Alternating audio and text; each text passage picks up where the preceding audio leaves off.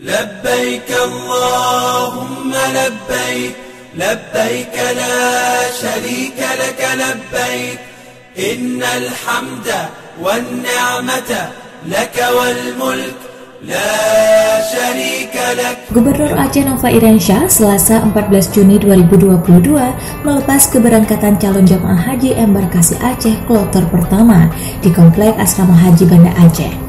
Kepada para jamaah haji, Gubernur menyampaikan atas nama pribadi dan pemerintah Aceh, dirinya mengucapkan selamat atas akan diberangkatkannya jamaah calon haji Aceh tahun 1443 Hijriah atau 2022 Masehi ke Tanah Suci.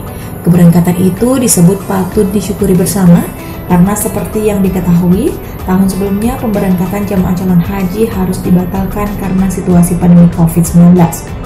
Gubernur mengatakan, tahun ini pemerintah Arab Saudi telah mengumumkan terbukanya kuota bagi jemaah calon haji Indonesia. Untuk Aceh sendiri, jemaah calon haji Aceh yang akan berangkat ditambah dengan petugas seluruhnya berjumlah 2.019 orang.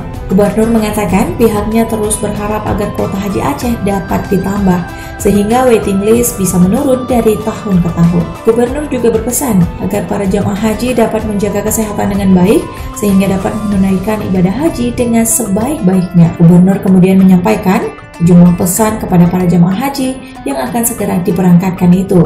Di antaranya para jamaah calon haji asal Aceh diminta dapat memperluas ukhuwah Islamiyah dengan sesama jamaah. Dengan terjalannya ukhuwah Islamiyah di antara jamaah, diharapkan dapat menjadi penolong sesama melaksanakan ibadah haji. Sesuai dengan jadwal, para jamaah haji kloter 1 akan diterbangkan malam ini pada pukul 00.25 WIB dengan pesawat SkyTeam Garuda Indonesia.